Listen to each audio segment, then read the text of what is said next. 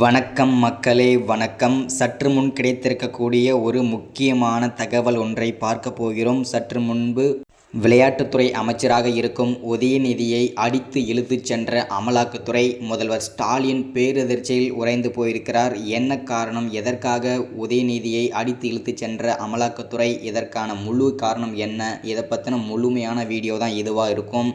அதற்கு முன்பு, வீடியோ தொடர்ச்சியாக பார்ப்பதற்கு முன்பு நமது சேனலுக்கு நீங்கள் புதிய பார்வையாளராக இருப்பதற்கு வாய்ப்புகள் நிறையவே இருக்கிறது. ஸோ மறக்காமல் நமது சேனலை சப்ஸ்கிரைப் பண்ணிவிடுங்க. சப்ஸ்கிரைப் பண்ண உடனேயே பக்கத்திலே ஒரு பெல் பட்டன் வரும், அதை கிளிக் பண்ணி ஆல் ஆப்ஷனில் போட்டு வச்சுக்கோங்க.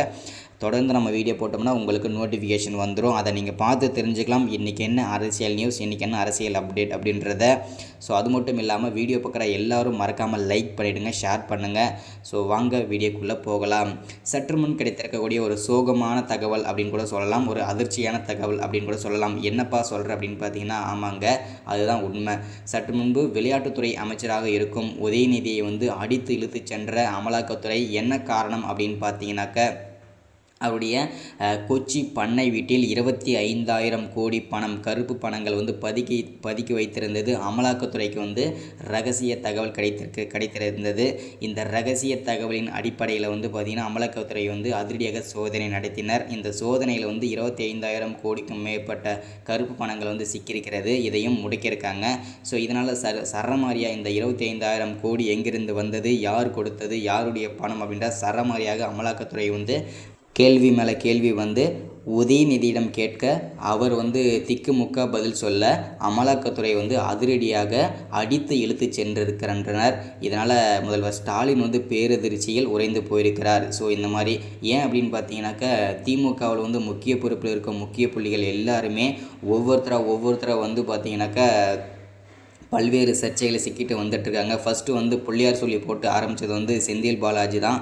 அவர் 300 கோடியில் ஒரு வீடு கட்டிகிட்டு இருந்தார். அதை பார்த்திங்கன்னா அமலாக்கத்துறை ரெய்டு பண்ணி பல்வேறு கோடி பணங்கள் எடுத்து அவரை புழல் சிறையில் அடைத்தாங்க. அதுக்கடுத்து தான் பார்த்திங்கன்னா பல்வேறு அமைச்சர்கள் பார்த்திங்கன்னா ரெய்டு நடத்தியிருந்தாங்க. அமலாக்கத்துறையை பார்த்திங்கன்னா அடுத்ததாக ஜெகத் ரட்சகன், ஏவா வேலு, ஸோ இந்த மாதிரி முக்கிய பொறுப்பில் இருக்கும் முக்கிய புள்ளிகள் எல்லாருமே பார்த்திங்கன்னா ரெய்டு நடத்தி பல்வேறு சர்ச்சையில் சிக்கிட்டு வந்துட்டுருக்கும் நிலையில், அந்த வரிசையில் தற்போது விளையாட்டுத்துறை அமைச்சராக இருக்கும் உதயநிதியை அமலாக்கத்துறை சோதனை மேற்கொண்டிருக்காங்க. தற்போது 25,000 கோடி சிக்கியிருக்கிறது.